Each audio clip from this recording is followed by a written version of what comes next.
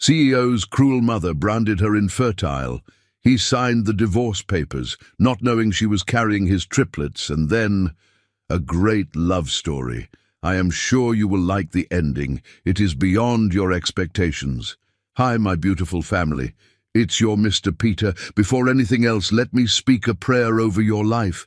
Not just words, but a covering of love for your heart, your home, and your soul. May the God of mercy walk into your life right now. May he silence every storm around you and whisper peace into every place that hurts. May he bless you with healing where you've been broken, joy where you've been weary, and love in the deepest parts of your spirit.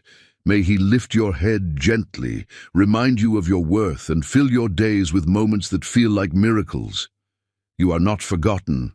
You are not alone. You are deeply loved. Now, my sweet, beautiful family, you know I've been unwell lately.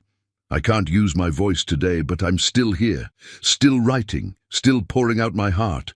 And my dear brother James is lending his voice to help carry these words, but every line still comes from me, your Mr. Peter. And before we begin, I want to speak from the heart about something important. In some of my stories, I've lovingly described characters as a black woman. I want to be clear. I write those words with nothing but honor and admiration. If anyone misunderstood or felt hurt, please accept my heartfelt apology. I am not a racist. I never have been, and I never will be.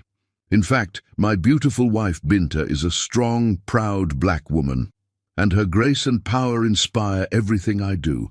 So I say it with deep love and respect. I see your beauty, I celebrate your strength, and now, all I ask, from one heart to another, is this. Please don't leave this story halfway.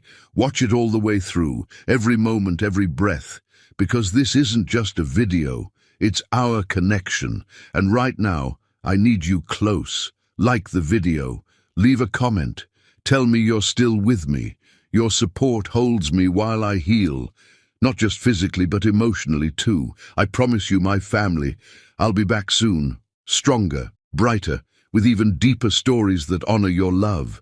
So now, take a deep breath, let your heart open wide, and let James begin the story, a story from my soul to yours. 5 years of marriage and still no heir. How embarrassing for you both. The crystal vase slipped from Elizabeth Helena's hands, shattering against the marble floor in a symphony of destruction that perfectly matched the moment her 5th wedding anniversary began to crumble. White peonies, their wedding flowers, symbols of honor and lasting love, scattered across the penthouse like fallen dreams, their petals mixing with sharp fragments that glittered in the morning sunlight. Standing in the doorway like an unwelcome omen, Cordelia Combs surveyed the wreckage with cold satisfaction, her silver hair pulled into a perfect chignon that hadn't moved in decades, her charcoal Chanel suit armor against any emotion that might dare to touch her. At 68, she wielded disappointment like a surgeon's blade, precise, devastating, and always aimed at the heart. Elizabeth's warm bronze skin seemed to glow with suppressed fury as she knelt to gather the broken pieces, her natural curls catching the light as she moved with the practiced grace of a woman who had learned to clean up messes that weren't her fault. The scent of her famous lavender pancakes still filled the kitchen, a mockery of the celebration that was supposed to mark half a decade of love conquering all. Mother. Billy Combs's voice cut through the tension like ice, but Elizabeth could hear the familiar weakness beneath the authority, the sound of a man who had never learned to choose between the woman he loved and the woman who had raised him. At 35, he still moved with the confidence of someone who commanded billion-dollar boardrooms. But in his mother's presence, he became that little boy desperate for approval. "Don't mother me, William." Cordelia stepped over the scattered flowers without a glance, her Louboutin heels clicking against the marble like a countdown timer. "I've been patient. God knows I've been more patient than any woman should have to be, watching this farce continue year after year." Elizabeth rose slowly, a shard of crystal cutting into her palm, blood blooming bright against her skin. The pain was sharp and clean, nothing like the dull ache that had taken residence in her chest over the past 5 years of trying, hoping, failing, and pretending it didn't matter. At 32, she should have been designing nurseries instead of fertility clinic waiting rooms, should have been picking out tiny clothes instead of picking up the pieces of her shattered dreams every month. "You're bleeding," Billy said, reaching for her hand, but Elizabeth pulled away, wrapping her palm in a dish towel with the same careful control she'd learned to apply to everything in her life since marrying into the Combs dynasty. "I'm fine." The lie tasted like copper and disappointment. She wasn't fine. She hadn't been fine for months, not since the morning sickness started 3 weeks ago. Symptoms she'd been afraid to acknowledge, afraid to hope for, afraid that this time would end like all the others in heartbreak and Cordelia's satisfied smirk. Cordelia pulled out a stack of glossy brochures like evidence in a trial where Elizabeth was the defendant. Dr. Morrison in Beverly Hills has achieved remarkable success rates, even with challenging cases, though perhaps we should consider that the issue might not be medical at all. The implication hung in the air like poison gas. Elizabeth had endured 5 years of these surgical strikes, comments about her family's limited financial background, observations about her unusual career priorities, and now this latest assault on her very ability to create life. But today, with her secret growing inside her and her anniversary supposed to be about celebrating love, something inside her finally cracked. "Perhaps," Elizabeth said, her voice deadly quiet, "the issue is that it's impossible to conceive in a house where love is conditional and children are seen as business investments rather than blessings." The silence that followed was deafening. Billy's face went pale, caught between two women who had defined his world in entirely different ways. Cordelia's mask slipped, revealing raw fury beneath the polished exterior. "How dare you question me?" Cordelia hissed, her voice trembling with barely contained rage. Since her husband's death 3 years ago, she had clung to control like a drowning woman to driftwood, terrified that losing her grip on Billy would mean losing everything that gave her existence meaning. "This family has elevated you beyond your wildest dreams, from that cramped apartment above your grandmother's failing bakery to penthouses and private jets." Elizabeth's grandmother had been a proud woman who built something from nothing, who taught her that dignity was earned through character, not inherited through bank accounts. The bakery might have been small, but it had been filled with love, laughter, and the scent of fresh bread that brought the whole neighborhood together. It was more than Cordelia's mansion had ever been, a tomb of marble and crystal where love went to die. "That bakery," Elizabeth said, her voice steady despite the storm raging inside her, "taught me that family isn't about bloodlines or business empires. It's about showing up for each other when life gets hard, something this family seems to have forgotten." Billy stepped between them, his hands raised like a referee in a fight that had been brewing for 5 years. "Stop, both of you. This is our anniversary, for God's sake." But Cordelia wasn't finished. She moved closer to Elizabeth, close enough that her expensive perfume couldn't mask the scent of desperation beneath. "You think you're so noble, so pure. But my investigators have been busy, dear. Your father's business dealings weren't quite as honorable as you've led us to believe. Questionable financial practices, potential fraud charges that were conveniently dropped after his death. How do you think that would reflect on the Combs name if it became public knowledge?" The blood drained from Elizabeth's face. Her father had died when she was 15, leaving behind only debts and her grandmother's fierce protection of his memory. The idea that Cordelia would dig up old wounds, would threaten to destroy the memory of a man who couldn't defend himself, was cruelty beyond imagination. "You're lying," Elizabeth whispered, but doubt crept into her voice. Her father had been secretive about his work, always stressed about money, despite claiming his consulting business was successful. She had been too young to ask questions, too naive to see the signs that something wasn't right. Am I? Cordelia's smile was sharp enough to cut glass. I have documentation, Elizabeth. Bank records, witness statements, correspondence that paints a very unflattering picture of your family's financial ethics. Of course, these things could remain private, under the right circumstances. Billy's face went ashen as he realized what his mother was implying. You're blackmailing her. I'm protecting our family's reputation, Cordelia corrected, her voice as cold as a morgue. Something you seem incapable of doing yourself. The choice is simple, William. Your wife or your inheritance. Your fleeting infatuation or the legacy your father died building. Choose wisely, because I won't make this offer again. Elizabeth felt the world tilt on its axis. The nausea that had been plaguing her for weeks intensified, and she gripped the counter to stay upright. The secret she'd been carrying, the tiny spark of life growing inside her that she'd planned to share today with a romantic dinner and nervous excitement, suddenly felt like a burden too heavy to bear. "Billy," she said softly, her voice barely audible above the sound of her heart breaking. "Tell her to leave." But Billy stood frozen, caught between the woman who had shaped his childhood and the woman who had defined his adulthood. His silence stretched like a chasm between them, filled with all the words he couldn't say, all the courage he couldn't find. Cordelia gathered her brochures with satisfaction, recognizing victory when she saw it. I'll give you 24 hours to decide, William. But understand this.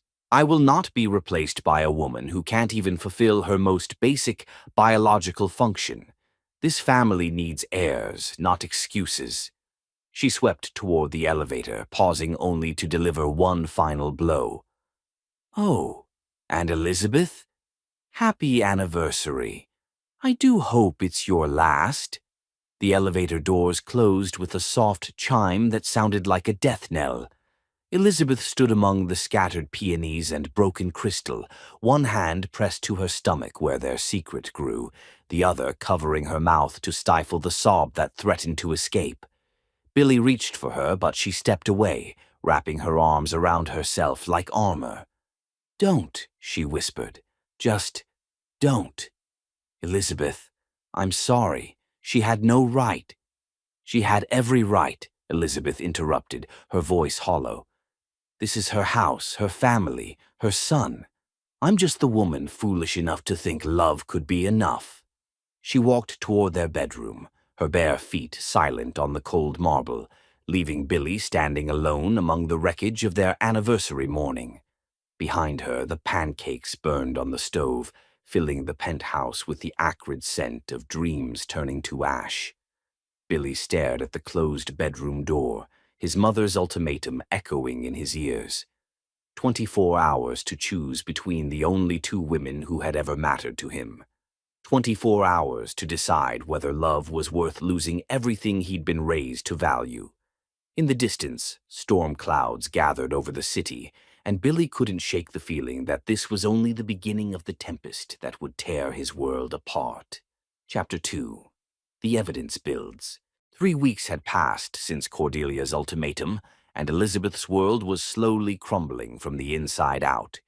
She stood in the center of Magnolia Bay Children's Hospital, her latest architectural project, watching construction workers pour the foundation for a pediatric wing designed to heal broken little bodies. The irony wasn't lost on her, creating spaces for children while her own secret grew larger each day, a tiny life she couldn't yet acknowledge aloud. "Mrs. Combs, the contractors need your approval on the stained glass windows for the main entrance," called Jake Morrison, the site foreman, his hard hat dusty from morning work. Elizabeth nodded, pulling blueprints from her leather portfolio with hands that trembled. The morning sickness had evolved into bone-deep exhaustion that made every movement feel like swimming through honey. 8 weeks along now, She'd finally summoned courage to take 3 different pregnancy tests, all blazing with positive results that should have brought joy but instead left her terrified. "The children should see something beautiful when they arrive," she murmured, tracing the design with her finger. Rainbow butterflies and soaring birds, symbols of hope and healing.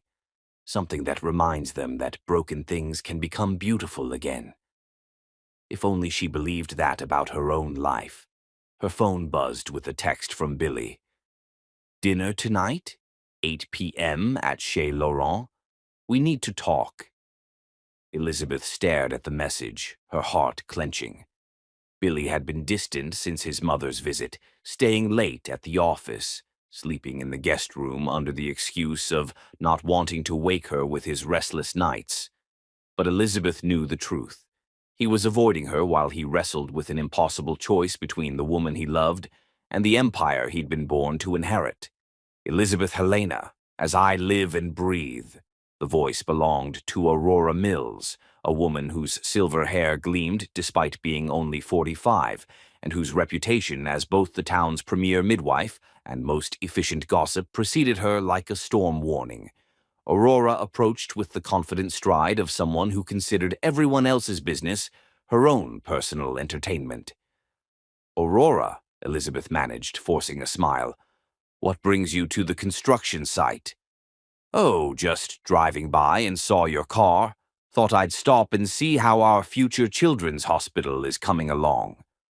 Aurora's eyes were sharp, calculating, taking in Elizabeth's pale complexion and the way she gripped the blueprint a little too tightly. "You know, you look a bit peaked, dear. Been feeling under the weather lately?" Elizabeth's blood chilled. Aurora Mills could spot a pregnancy from 3 counties away, and right now Elizabeth needed to keep her secret safe more than she needed her next breath. "Just tired. The project is demanding." Aurora stepped closer, her voice dropping to a conspiratorial whisper. "You know, I've been hearing the most interesting stories about your family, Elizabeth. Stories that make a person wonder about the kind of people the Combs family associates with." "What kind of stories?" Elizabeth's voice was barely audible. Aurora glanced around dramatically, ensuring they were alone among the construction equipment. "Well, I hate to repeat gossip, but that lovely Mrs. Combs, Billy's mother, she's been asking questions around town about your late father's business dealings. Seems there might have been some irregularities in his financial practices back in the day." Elizabeth felt the world tilt. "That's impossible. My father was an honest man." "Oh, I'm sure he was, dear. I'm sure he was." Aurora's tone suggested she believed nothing of the sort. "But you know how these things go. Sometimes honest men get caught up in complicated situations. Sometimes they make choices that look bad in hindsight. And sometimes—" She leaned even closer, her breath smelling of peppermint and malice. "Sometimes those choices come back to haunt their children." The implication hit Elizabeth like a physical blow. Aurora wasn't just spreading idle gossip, she was delivering a message. Cordelia had gotten to her, probably with money, possibly with threats, definitely with the promise of more juicy information to fuel Aurora's addiction to other people's drama. "Mrs. Mills," Elizabeth said carefully, "I think there's been some misunderstanding." "Oh, no misunderstanding at all, sweetie.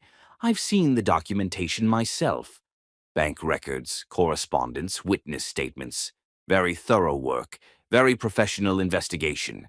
Makes a person wonder what else might come to light if someone really started digging." Elizabeth's knees nearly buckled. The baby, her precious secret, suddenly felt like it was growing in a body that belonged to someone else, someone whose entire foundation was built on lies she'd never known existed. "What do you want?" Elizabeth whispered. Aurora's smile was predatory. "Oh, I don't want anything, dear. I'm just a messenger. But if I were you, I'd be thinking very carefully about the future, about what's best for everyone involved, about whether holding on to something that's causing so much trouble is really worth the price everyone else has to pay." She patted Elizabeth's arm with false sympathy before walking away, her heels clicking against the concrete like a countdown timer. Elizabeth stood frozen among the construction chaos, one hand pressed to her stomach, where life was blooming, even as her world was dying. An hour later, Elizabeth sat in her car outside Jasper Quinn's art gallery, staring at the phone number Aurora had slipped into her hand before leaving. The same number that had called her 3 times in the past week, always hanging up when she answered. Now she understood why.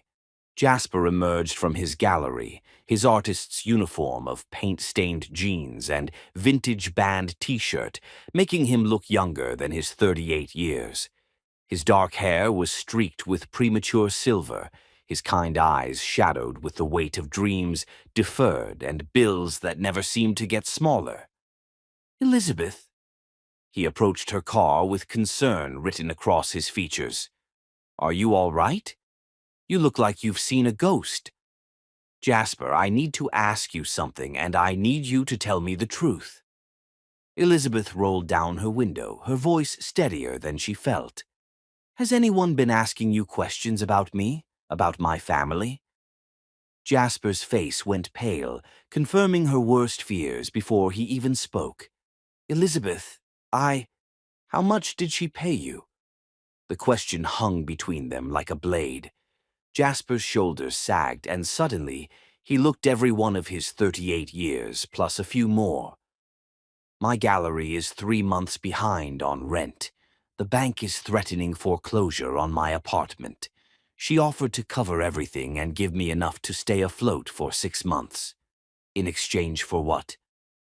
Information about your father's old business, about any financial troubles he might have had, about whether you ever mentioned anything suspicious about his death or his affairs." Jasper's voice was barely above a whisper. "Elizabeth, I'm sorry.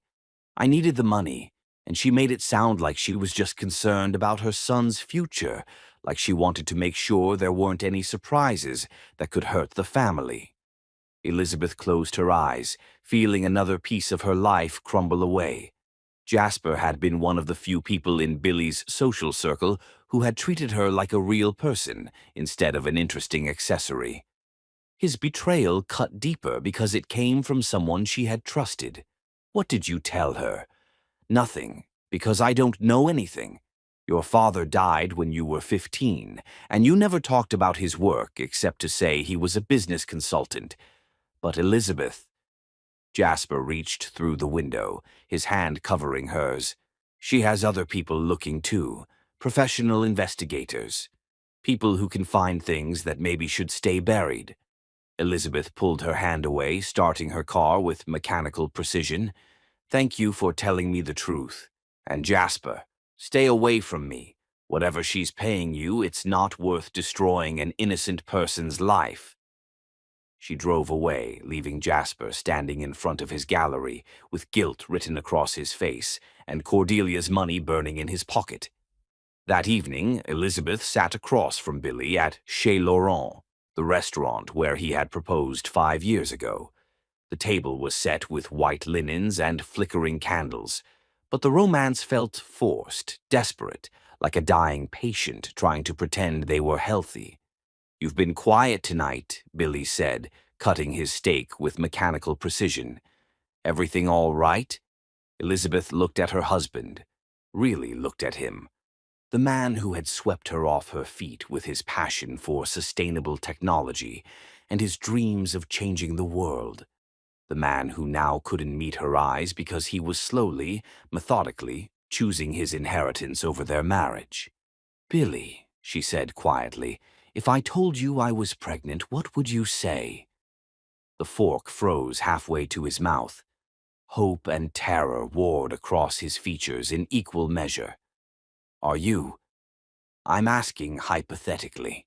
Billy set down his fork, leaning forward with an intensity that reminded her why she had fallen in love with him.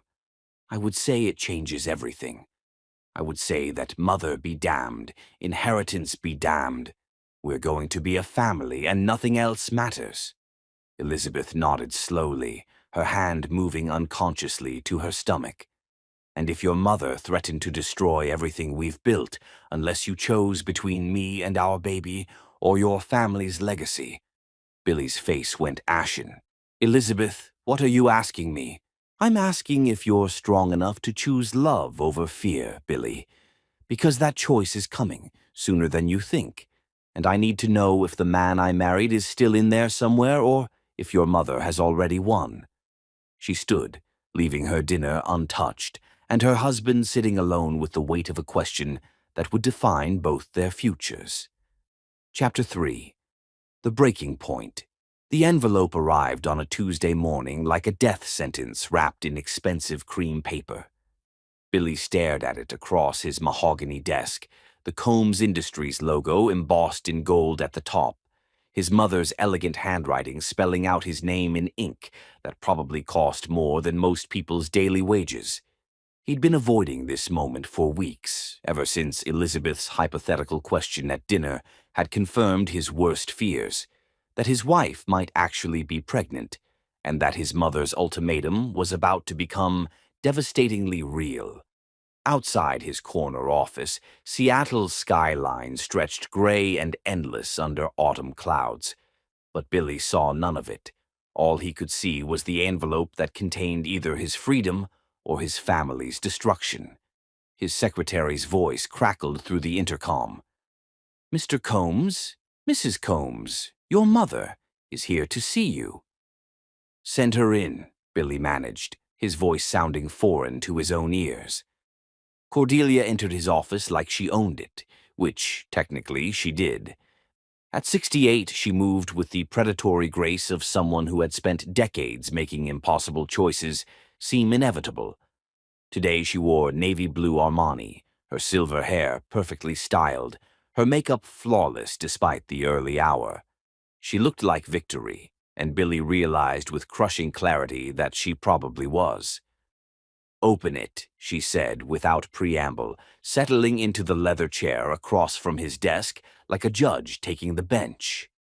Billy's hands shook as he broke the seal.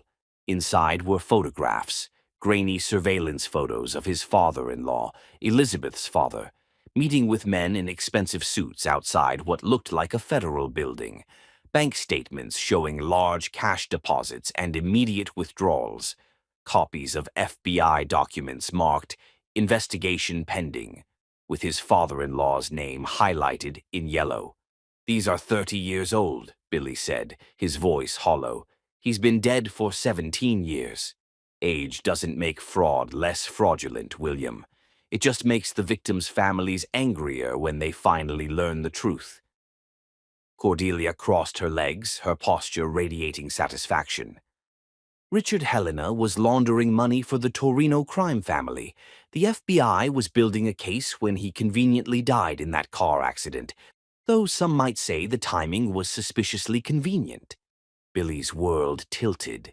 Elizabeth's father, the man she remembered as a loving father who worked too hard and died too young, had been a criminal. The car accident that left 15-year-old Elizabeth devastated and financially desperate hadn't been random tragedy. It had been an escape from federal prosecution. "You're suggesting he killed himself to avoid charges?" "I'm stating facts documented by federal investigators." Cordelia leaned forward, her voice dropping to the deadly whisper she used for killing blows. "Facts that would devastate Elizabeth if they became public.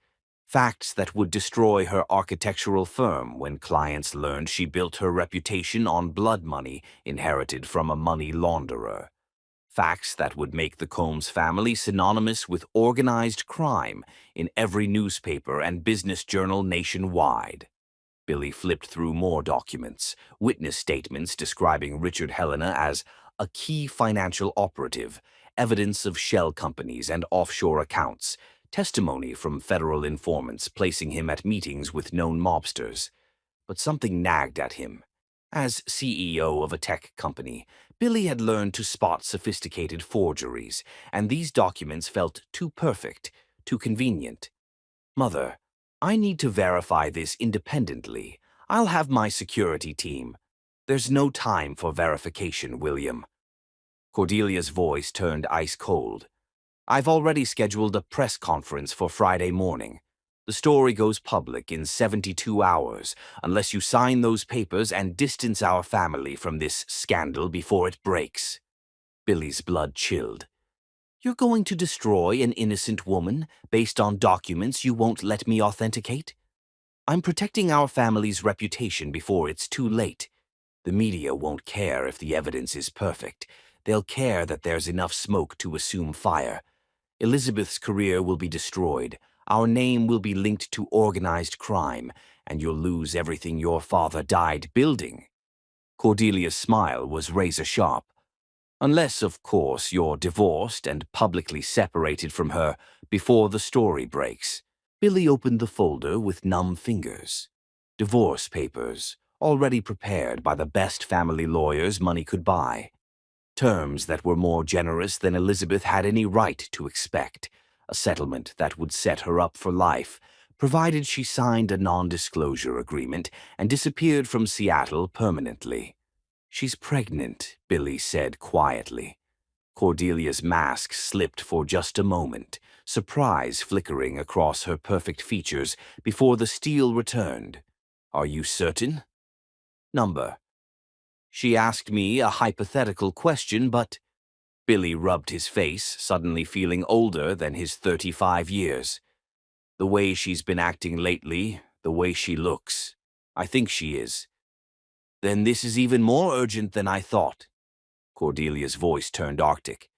"Do you want to raise a child whose grandfather was a criminal? Do you want our grandchildren to grow up with that legacy? Do you want to explain to them someday why their mother's family history makes them targets for every rival business family and federal investigation?" Billy stared at the papers, his vision blurring. "I love her." "Love is a luxury we can't afford, William. Your father loved me, but he also understood that some sacrifices are necessary to protect what matters most. The Combs name, the Combs legacy, the empire we've built. These things are bigger than any one person's happiness. And if I refuse," Cordelia's smile was sharp enough to cut glass, "then I release everything to the media. Elizabeth's father's criminal activities, the money laundering, the mob connections, the suspicious circumstances of his death. I've already prepared press releases for the Times, the Post, the Journal, and every major business publication. Your wife's reputation will be destroyed, her business will collapse, and the Combs name will be dragged through the mud alongside hers." She stood, smoothing her skirt with mechanical precision. "I'm not the villain here, William. I'm the woman who's willing to make the hard choices to protect this family. Elizabeth will survive. She's stronger than she looks, and the settlement will ensure she never wants for anything. But if you choose her over us, if you choose love over legacy, then you'll destroy not just your own future, but hers as well." Billy stared at the divorce papers until the words blurred together. His mother was right. She was always right when it came to protecting the family's interests. Elizabeth would be devastated by the divorce, but she would survive. She might even be better off without the weight of the Combs legacy crushing her dreams. But if the truth about her father came out, if her name was linked to organized crime and money laundering, it would destroy everything she'd worked for, everything she'd built from nothing after her father's death. 24 hours, Cordelia said, moving toward the door. "Sign the papers and file them by tomorrow night, or I release everything to the press Thursday morning. Choose wisely, William. Some doors, once closed, can never be opened again." She left Billy alone with the documents that would either save his marriage or destroy his wife's life. Outside, Seattle's autumn rain began to fall like tears against his office windows. Billy spent the rest of the day staring at the papers, calling Elizabeth twice and hanging up before she answered, drafting and deleting a dozen text messages that all said the same thing. "I'm sorry, I'm so sorry. I love you, but I can't save us both." That evening, he found Elizabeth in their bathroom, face pale with exhaustion, one hand pressed to her stomach, in a gesture that confirmed his worst fears and deepest hopes simultaneously. She was pregnant. He could see it in the careful way she moved, the protective curve of her posture, the secret glow that motherhood brought even in its earliest stages. "How was your day?" she asked, not meeting his eyes in the mirror as she brushed her teeth. "Fine," Billy lied, the divorce papers burning in his briefcase like evidence of a crime he hadn't yet committed, but knew he would. Elizabeth nodded, rinsing her mouth with the mechanical movements of someone going through familiar motions while their world crumbled around them. "I'm tired. I think I'll go to bed early." "Elizabeth," Billy started, but she was already walking toward their bedroom, her bare feet silent on the marble floors. "Good night, Billy," she said without turning around, her voice carrying the weight of someone who already knew their marriage was ending, but couldn't bring herself to say it aloud. Billy stood in the bathroom doorway, watching his pregnant wife prepare for what might be their last night together, the divorce papers calling to him from his briefcase like a siren song of destruction and salvation. At 2 a.m., while Elizabeth slept fitfully beside him, Billy crept to his study and signed the papers with a hand that shook so badly he could barely hold the pen. He told himself he was protecting her, that sacrificing their marriage was better than sacrificing her entire future. He told himself that love sometimes meant letting go, that his mother was right about impossible choices requiring impossible sacrifices. But as he sealed the documents in an envelope and set them on his desk for filing the next morning, Billy knew the truth. He wasn't protecting Elizabeth. He was choosing fear over love, legacy over family, his mother's approval over his wife's trust. And somewhere in the darkness of their bedroom, Elizabeth stirred in her sleep, one hand moving unconsciously to her stomach, where their children, three tiny miracles she didn't yet know about, grew steadily toward a world that was about to shatter around them all. Chapter 4. The Discovery. Elizabeth Helena stared at 3 pregnancy tests lined up on the marble bathroom counter like tiny prophets delivering the same miraculous message. Pregnant, pregnant, pregnant. Her hands trembled as she picked up the digital test, spelling out the impossible truth. Pregnant 2 to 3 weeks. But Dr. Reeves had been wrong. The ultrasound appointment she'd secretly scheduled for this morning revealed she was actually 8 weeks along, and the technician's shocked expression had prepared her for news that defied every fertility specialist's predictions. "Triplets," she whispered to her reflection, her skin glowing with the radiance that comes from creating not 1, but 3 lives, 3 babies. The ultrasound photos were tucked safely in her purse, 3 tiny peanut-shaped miracles swimming in separate sacs, their heartbeats strong and synchronized like a triumphant symphony. After 5 years of negative tests, empty cycles, and Cordelia's cutting remarks about her inadequacy, Elizabeth was carrying not just 1 heir to the Combs legacy, but 3. She pressed both hands to her still flat stomach, overwhelmed by the magnitude of the secret growing inside her. Billy would be ecstatic. She knew it with the same certainty she knew her own name. He would probably cry, might even call in sick, to work just to hold her and talk about nursery designs and tiny clothes and all the dreams they'd carefully packed away after too many disappointments. Today was Wednesday. Billy would be coming home early from the office, and she had planned the perfect reveal. The vintage music box that played their wedding song was wrapped in tissue paper, the ultrasound photos tucked inside like the most precious treasure in the world. She would cook his favorite dinner, open a bottle of sparkling cider, and watch his face transform when he realized their family was about to grow exponentially. Elizabeth practically floated down the hallway toward Billy's study, her steps light with the kind of joy she hadn't felt in years. She wanted to use his computer to research triplet pregnancies, to understand what the next 8 months would bring, to start planning for the beautiful chaos of 3 babies arriving at once. The study door was slightly ajar, morning sunlight streaming through the windows and illuminating Billy's mahogany desk, where he kept his most important documents. Elizabeth pushed the door open with a smile on her lips and her hand resting protectively over their secret.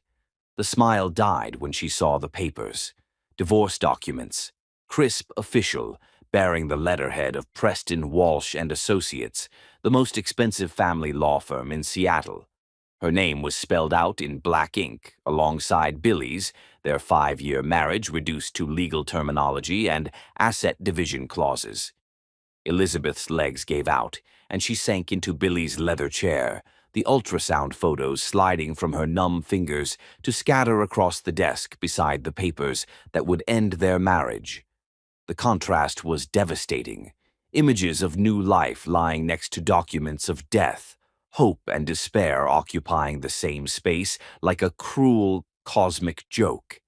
She picked up the papers with hands that felt disconnected from her body, reading through terms that were almost insultingly generous. Billy was giving her everything. The penthouse, a settlement that would set her up for life, all of her architectural equipment and designs. Everything except the one thing that mattered: his love, his trust, his willingness to fight for their family. There was a note attached in Billy's careful handwriting. Elizabeth, I know you'll never understand this, but I'm doing this to protect you. There are things about your family's past that could destroy your future, and I won't let that happen. You deserve better than the life I can give you. Please don't try to find me. B. Star. Elizabeth read the note 3 times before the words penetrated her shock. Her family's past? What could Billy possibly know about her family that she didn't? Her father had been a business consultant who died in a car accident when she was 15. Her mother had left when Elizabeth was 5, leaving her to be raised by her grandmother in the apartment above the family bakery. There were no dark secrets, no skeletons in closets, just ordinary people living ordinary lives, until tragedy struck. Unless Elizabeth's blood turned to ice as she remembered Aurora Mill's veiled threats at the construction site, her knowing smirks and carefully worded implications about questionable financial practices. Cordelia had been digging into her family's history, and somehow she'd found something, or created something, that gave her the leverage she needed to destroy Elizabeth's marriage. The music box sat on the desk like a monument to dreams deferred, its cheerful wrapping paper obscene in the context of divorce documents and shattered trust. Elizabeth opened it with mechanical movements, and their wedding song began to play, a haunting melody that had once promised forever but now sounded like a funeral dirge. She gathered the ultrasound photos with infinite care, studying the 3 tiny shapes that would never know their father's love, because he'd chosen fear over family, legacy over the lives growing inside her. The irony was devastating. After 5 years of desperately wanting children, she was finally carrying triplets, but the man who'd helped create them had already decided they weren't worth fighting for. Elizabeth pulled out a piece of Billy's personal stationery and began to write, her tears smearing the ink, but her hand steady with the kind of calm that comes from absolute despair. Billy, I came home to tell you the most wonderful news of our lives. We're having 3 babies, triplets, healthy and strong, due in 7 months. I had planned to surprise you with dinner and champagne and the ultrasound photos that show our children growing inside me. Instead, I found divorce papers and a note telling me you're protecting me from some terrible family secret I know nothing about. You've decided our marriage isn't worth fighting for before you even told me what we're fighting against. I won't chase you. I won't beg you to choose your family over whatever threats your mother has made this time. Our children will grow up knowing their father existed, but they'll never know the coward who signed these papers while they were being created in my body. Don't contact me. Don't send lawyers or mediators or money.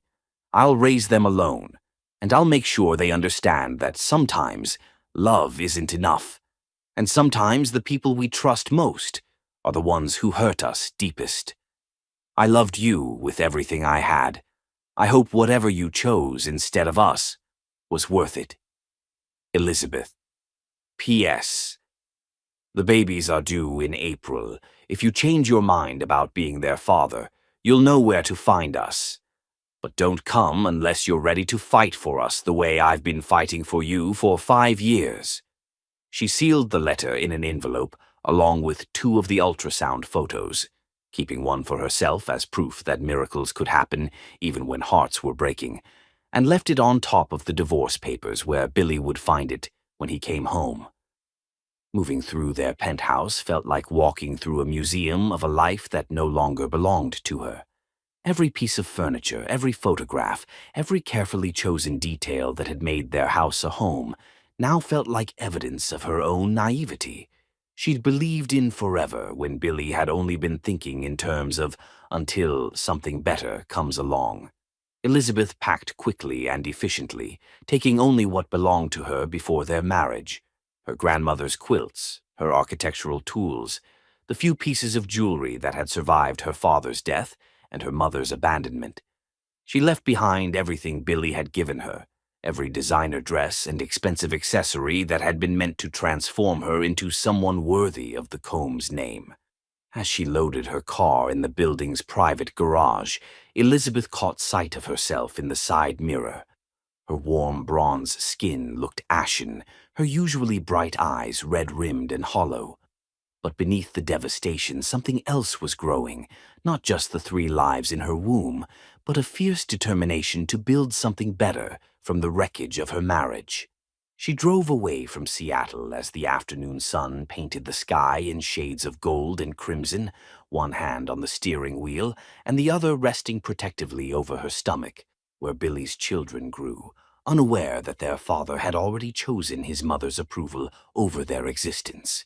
In her rearview mirror, the city where she'd found love and lost it disappeared into the distance.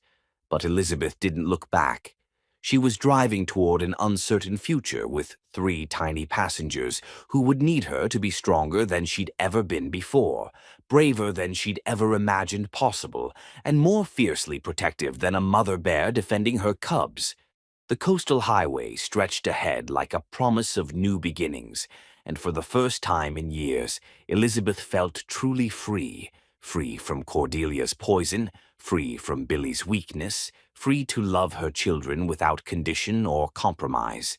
7 hours later, as twilight settled over the small coastal town of Magnolia Bay, Elizabeth pulled into the driveway of a cottage she'd rented sight unseen through an online listing.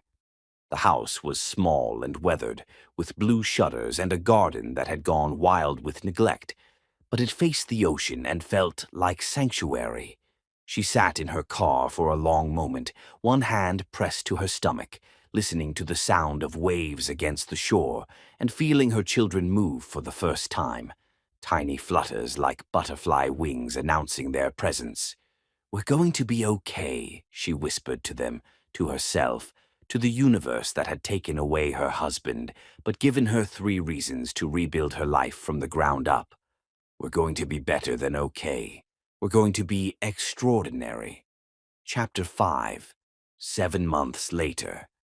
The desperate attempts. Elizabeth Helena stood at the edge of Magnolia Bay's weekly farmers market, her hand resting protectively over her dramatically expanded belly, where 3 babies had transformed her into something magnificent and formidable. At nearly 8 months pregnant with triplets, she moved with the deliberate caution of someone carrying the most precious cargo imaginable, her skin glowing with the radiance that comes from nurturing multiple lives. The morning was crisp and bright, the kind of October day that made the coastal town feel like something from a fairy tale. Vendors called out prices for pumpkins and apple cider, children ran between stalls with sticky fingers and bright laughter, and Elizabeth felt more at peace than she had in years, despite the exhaustion that came from carrying 3 rapidly growing babies. "Elizabeth, dear, you're positively glowing," called Mrs. Patterson, the elderly woman who ran the flower stall. "How are you feeling, sweetheart?" "Like I'm growing a small army," Elizabeth replied with a smile, accepting the bouquet of autumn flowers Mrs. Patterson pressed into her hands. "Doctor, Chen says they're all healthy and strong, which means I'm probably not sleeping for the next 5 years." The joke felt natural now, this casual discussion of her future as a single mother. 7 months in Magnolia Bay had healed wounds Elizabeth hadn't even known she was carrying. The town had welcomed her without question, embracing her and her unconventional situation with the kind of warmth that came from communities who understood that families came in all shapes and sizes. Aurora Mills, who had turned out to be a different person entirely, once freed from Cordelia's money and influence, had become an unexpected friend and advocate. Jasper Quinn had followed Elizabeth to Magnolia Bay, using Cordelia's guilt money to open a small gallery where he displayed his honest work instead of feeding information to manipulative mothers-in-law. Even the local doctor, Marcus Chen, had become a steady presence in Elizabeth's life, his quiet kindness a balm after Billy's cowardice. "Elizabeth," a familiar voice called from across the market square, and Elizabeth's blood turned to ice. Billy Combs stood beside a gleaming black Mercedes, looking completely out of place among the farmers and fishermen in his $1,000 suit and Italian leather shoes. 7 months had aged him. His dark hair was shot through with premature silver, his face was gaunt with what looked like sleepless nights, and his usually confident posture was hunched with the weight of regret. But what caught Elizabeth's attention wasn't Billy's obvious suffering. It was the ridiculous display he'd arranged around his car. Dozens of white roses covered the vehicle's surface. A string quartet was setting up near the gazebo, and what appeared to be a jewelry store's worth of boxes sat on a table covered in silk.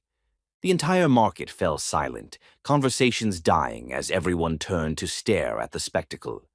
Elizabeth felt heat rise in her cheeks, not from embarrassment, but from fury that Billy would dare to turn her sanctuary into a stage for his guilt-driven dramatics.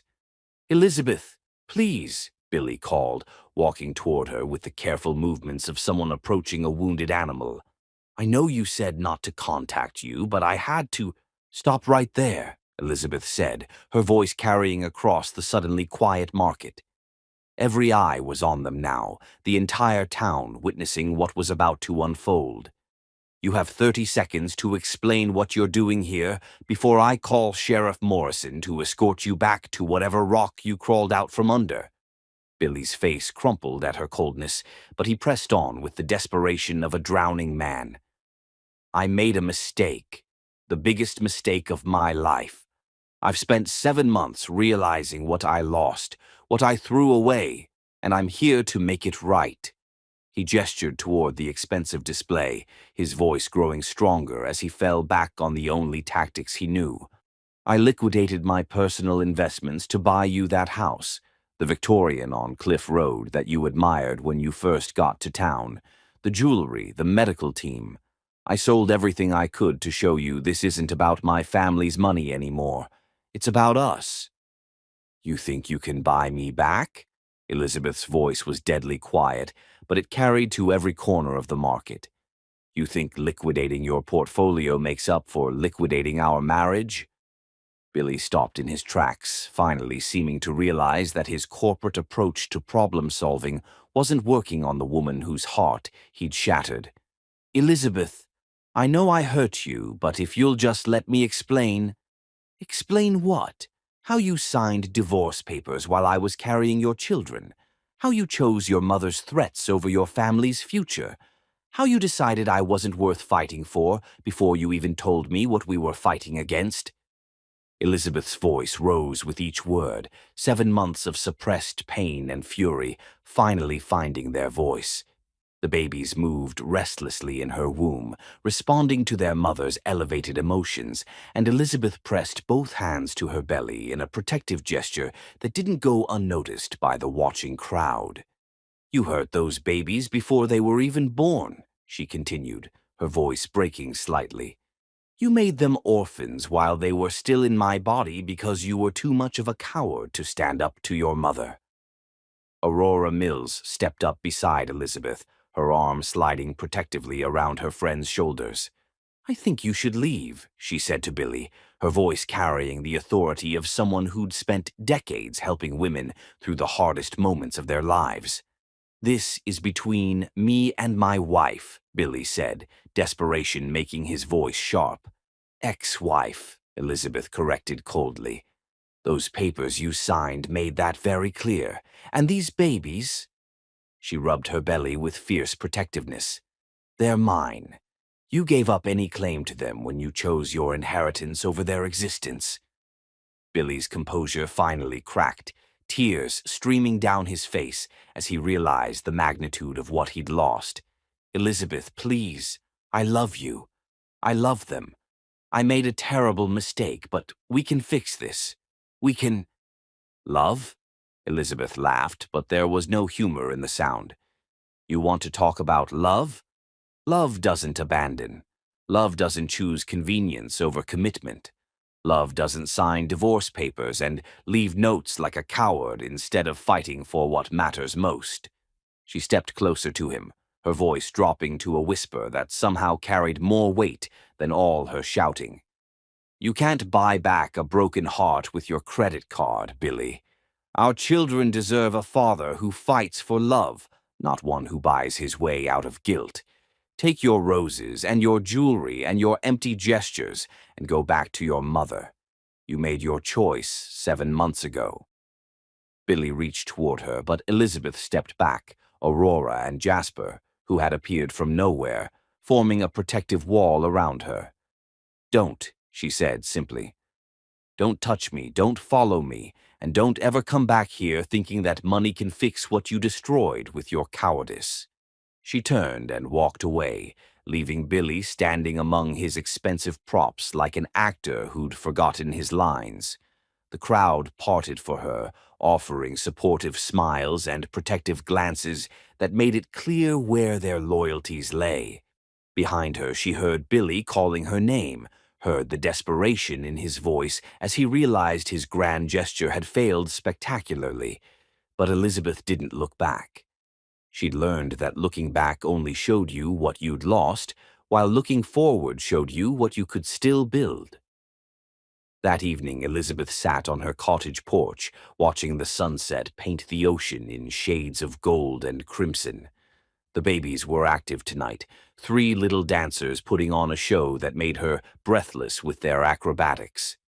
"Your daddy came to visit today," she told them, her hands tracing the complex choreography of their movements. "He brought roses and jewelry and promises he's 7 months too late to make. But don't worry, I sent him away. We don't need men who run when things get hard."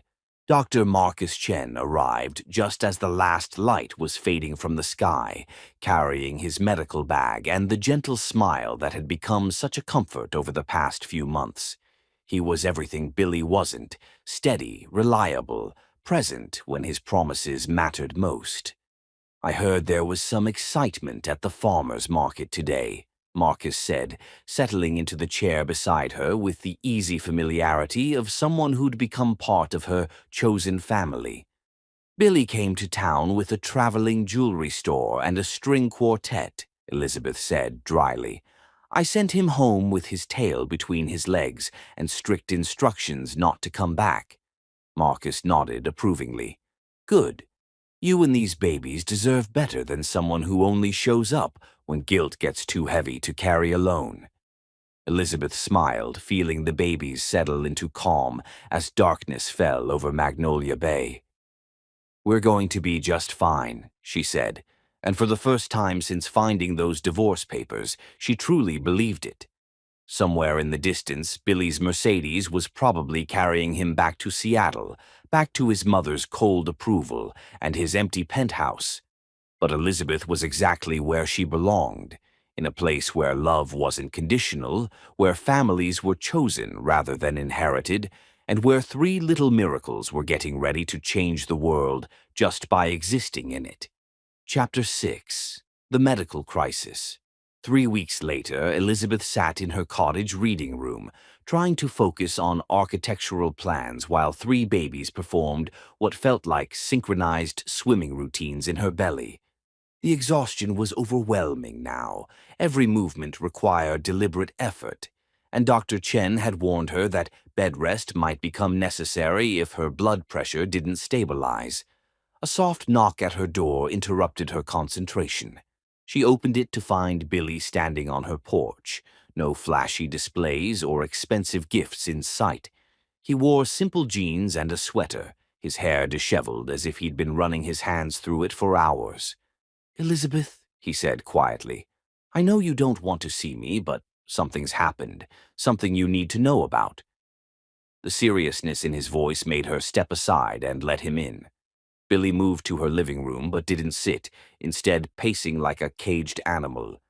"I hired investigators," he said without preamble. "Real ones this time, not my mother's people. The evidence about your father, all of it was fabricated. Every document, every witness statement, every piece of proof she showed me was professionally forged." Elizabeth sank into her rocking chair, one hand pressed to her belly where the babies had suddenly gone still, as if sensing their mother's shock. "You're telling me you destroyed our marriage over lies? I'm telling you my mother is a master manipulator who played on my worst fears and biggest weaknesses. I'm telling you I was a coward who chose the easy path instead of fighting for what mattered most." Billy stopped pacing and looked directly at her. "I'm telling you I've spent the last month trying to undo the damage, trying to find evidence that could clear your father's name and prove what really happened." "And what really happened?" Elizabeth's voice was barely audible. "Your father was exactly who you thought he was, a good man who worked hard to support his family and died in a tragic accident. My mother's investigators created an entire fictional criminal history to give her leverage over me." Elizabeth closed her eyes, feeling a pain deeper than physical discomfort. "Billy, even if that's true." A sharp contraction cut through her words, stealing her breath. She gripped the chair arms, waiting for it to pass, but another one followed almost immediately. "Elizabeth." Billy was beside her in an instant, his hand hovering over hers. "What's wrong?" "Nothing. Just, just Braxton Hicks. False labor." But even as she said it, Elizabeth knew something was different. These contractions were stronger, more regular than anything she'd experienced before. Billy pulled out his phone. "I'm calling Dr. Chen." "No, Billy, I'm fine." Another contraction hit, this one strong enough to make her cry out. When it passed, Elizabeth looked down to see fluid soaking through her dress. "Oh no, oh no, no, no, it's too early." The mariachi band launched into Cielito Lindo just as Billy stepped through the community center doors, his usually perfect hair disheveled from what appeared to be a sleepless night. He wore jeans and a rumpled button-down shirt instead of his typical armor of expensive suits, and Elizabeth might have found the change appealing if she weren't so furious about his latest publicity stunt. "Elizabeth," he said, his voice hoarse with desperation, "I know this looks crazy, but I needed to show you how serious I am about making this right." "Serious?"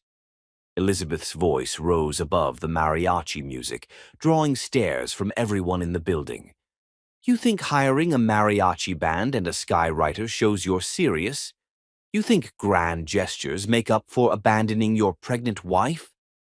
Billy flinched at the word abandoning, but pressed on with the determination of someone who'd run out of other options. "I've been investigating the evidence my mother showed me about your father. I hired 3 different private investigators, and they all found the same thing. The documents were fabricated. Your father wasn't a criminal, Elizabeth. The FBI files were forgeries, the bank records were fake, even the witness statements were paid lies." Elizabeth's breath caught. Part of her had suspected as much, but hearing it confirmed still felt like being punched in the chest. "You're telling me you destroyed our marriage over lies?" "I'm telling you my mother is a master manipulator who played on my worst fears and biggest weaknesses. I'm telling you I was a coward who chose the easy path instead of fighting for what mattered most." Billy stepped closer, his voice breaking. "I'm telling you I've spent the last month trying to undo the damage, trying to make it right, trying to—" "Stop!" Elizabeth's shout echoed through the community center, and the mariachi band finally fell silent. Just stop. You think this is about evidence and investigations and proving your mother wrong? You think this is about clearing my father's name or exposing her lies? The babies kicked hard, as if responding to their mother's elevated emotions, and Elizabeth gasped, one hand flying to her belly. This is about trust, Billy. This is about the fact that when your family was threatened, your first instinct was to sacrifice me instead of fighting for us. This is about the fact that you signed divorce papers while I was carrying your children and never even gave me the chance to face whatever was coming together. Pain shot through her lower back, sharp and urgent, and Elizabeth gripped the doorframe for support. Something was wrong. The baby's movements had changed from restless to frantic, and the familiar tightening in her abdomen was becoming more frequent and intense. "Elizabeth?" Aurora's voice seemed to come from very far away. "Honey, you need to sit down right now." But Elizabeth wasn't finished. 7 months of suppressed rage and heartbreak came pouring out like a dam bursting. Love whispers, Billy. It doesn't shout from rooftops or hire skywriters or interrupt prenatal yoga classes with mariachi bands. Love is quiet and steady and present when it matters most. Love is... The contraction hit like a freight train, doubling her over with pain so intense it stole her breath. Elizabeth felt something warm and wet between her legs, and she looked down to see fluid pooling on the community center floor. "My water just broke," she whispered, and then louder with the kind of terror that could only come from a woman whose babies were 10 weeks too early. "My water just broke." The community center erupted into controlled chaos. Aurora was instantly at Elizabeth's side, her midwife training taking over as she guided Elizabeth to a chair and began timing contractions. Sarah Fletcher was on her phone calling 911 while the other pregnant women cleared space and offered blankets and comfort. Billy stood frozen for a moment, watching the woman he loved begin premature labor with their children before his paralysis broke and he was suddenly in motion. "Where's the hospital? How far? Should we wait for an ambulance or—" "Magnolia Bay Hospital is 20 minutes away, but they don't have a NICU," Aurora said tersely, her hands checking Elizabeth's pulse and breathing. "Portland has the closest Level 3 facility, but that's 45 minutes by car, 20 by helicopter." "Then get the helicopter," Billy said with the authority of someone accustomed to making impossible things happen. "I don't care what it costs." Another contraction hit, and Elizabeth cried out, gripping Aurora's hand hard enough to leave marks. "It's too early," she gasped. "They're not ready. They need more time." "Babies born at 32 weeks have excellent survival rates," Aurora said firmly, though Elizabeth could see the worry in her eyes. "Especially with good medical care. You're going to be fine, and so are they." Billy knelt beside Elizabeth's chair, his hands hovering over her as if he wanted to touch her but didn't dare. "Elizabeth, I'm so sorry. This is my fault. The stress, the confrontation." "Don't," Elizabeth managed between contractions. "Don't you dare blame yourself for this. Triplet pregnancies end early all the time. This isn't about you." But even as she said it, Elizabeth couldn't help but wonder if the emotional upheaval of Billy's return had triggered what her body was already primed to do. Dr. Chen had warned her that stress could precipitate early labor, and she'd been under enormous strain since Billy's first appearance at the farmer's market. The sound of helicopter rotors filled the air, and suddenly the community center was flooded with paramedics and medical equipment. Elizabeth found herself being transferred to a stretcher, monitors attached to her belly, tracking 3 separate heartbeats that were strong, but too fast, too urgent.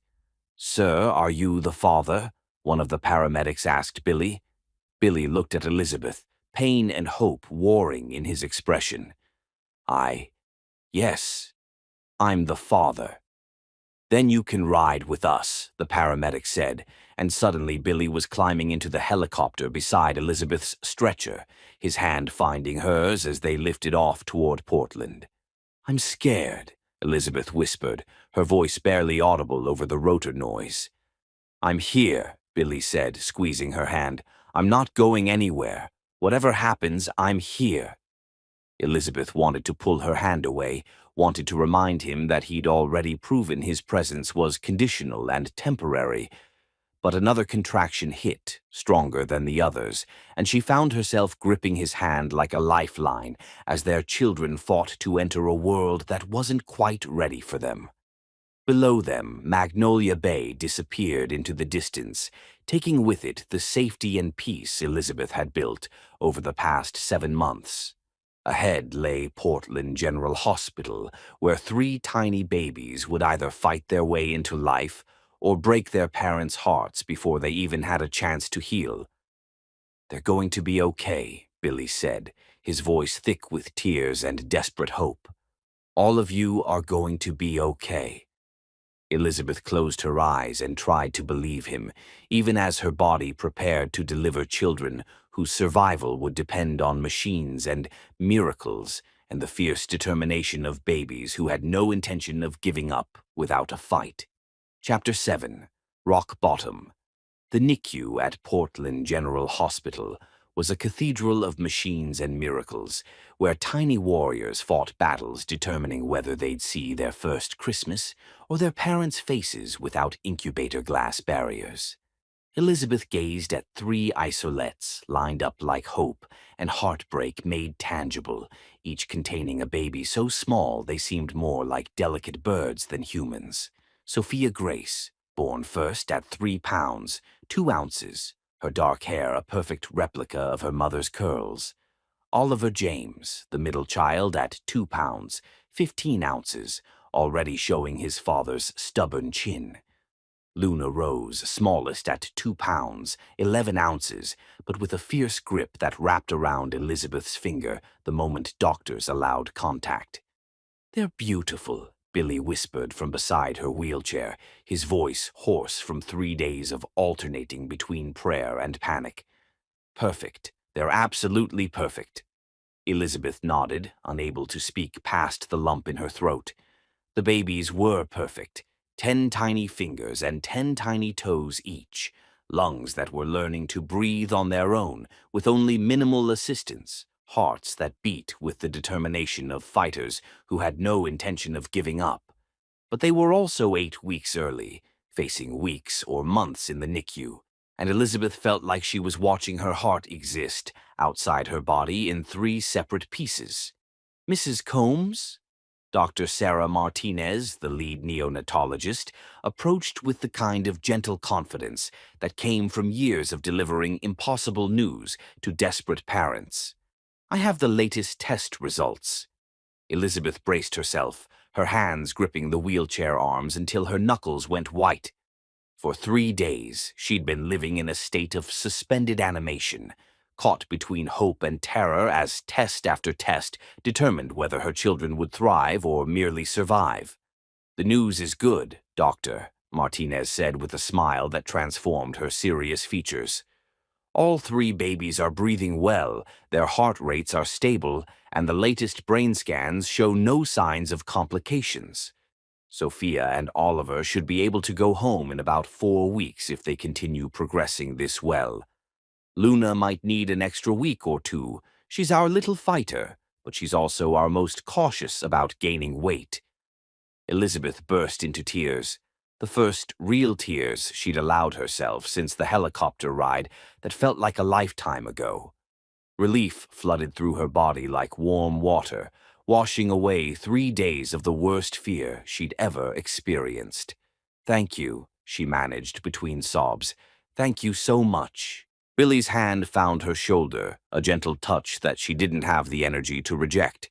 For 3 days, he'd been a constant presence in the NICU, sleeping in the uncomfortable chair beside her bed, bringing her food she couldn't eat, and standing vigil over their children with the intensity of someone trying to will them to health through sheer determination.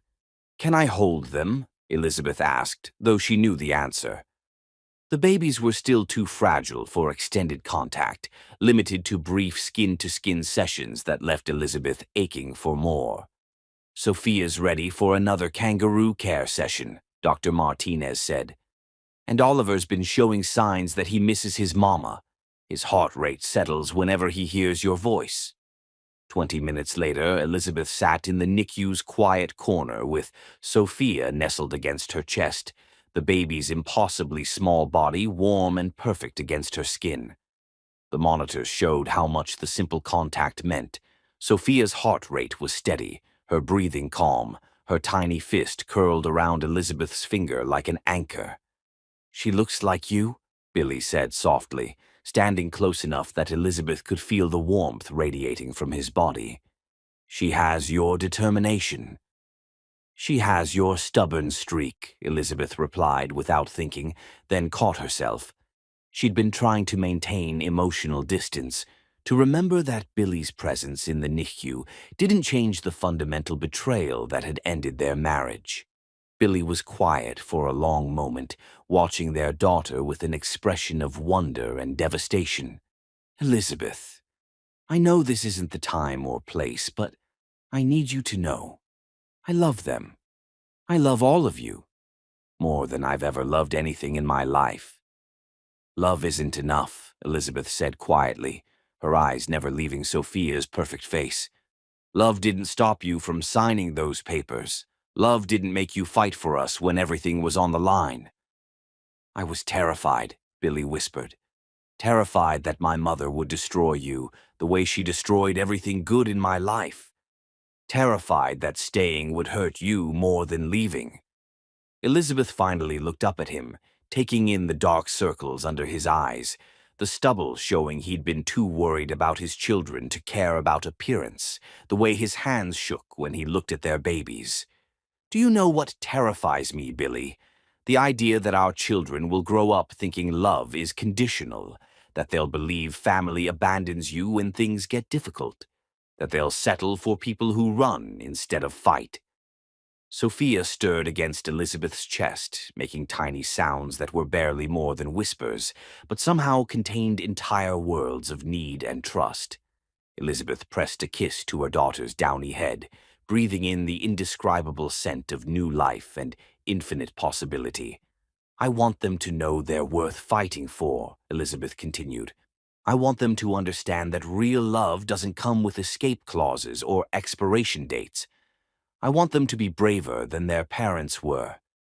Billy's face crumpled, and Elizabeth saw the exact moment he realized the full magnitude of what he'd lost. Not just his wife or his marriage, but the chance to be the kind of father who modeled strength instead of fear, courage instead of cowardice. "How do I fix this?" he asked, his voice barely audible. "How do I prove that I can be the man you needed me to be?" Elizabeth was quiet for a long time, watching Sophia sleep against her chest, while Oliver and Luna fought their own battles in their separate isolettes. When she finally spoke, her voice was steady but final. "You don't fix this, Billy. You accept that some things can't be undone, some trust can't be rebuilt, some choices have consequences that last forever."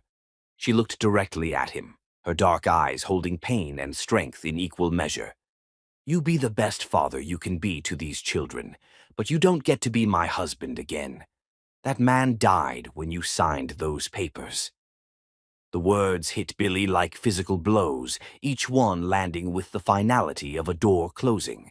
He stood there for a moment, watching his ex-wife hold their daughter, understanding finally that all the grand gestures and expensive apologies in the world couldn't undo the moment he'd chosen fear over family. "Can I—" He started, then stopped, his voice breaking. "Can I at least be part of their lives? Can I be their father, even if I can't be your husband?" Elizabeth was quiet for so long that Billy thought she might not answer. When she finally spoke, her words carried the weight of someone who'd had to grow up fast and make impossible decisions. They deserved to know their father. But they also deserve to see that actions have consequences, that love requires courage, that family means showing up even when it's hard. She adjusted Sophia in her arms, the gesture protective and final. "You can be part of their lives, Billy. But you'll have to earn that place every single day, and you'll have to accept that some bridges burn completely."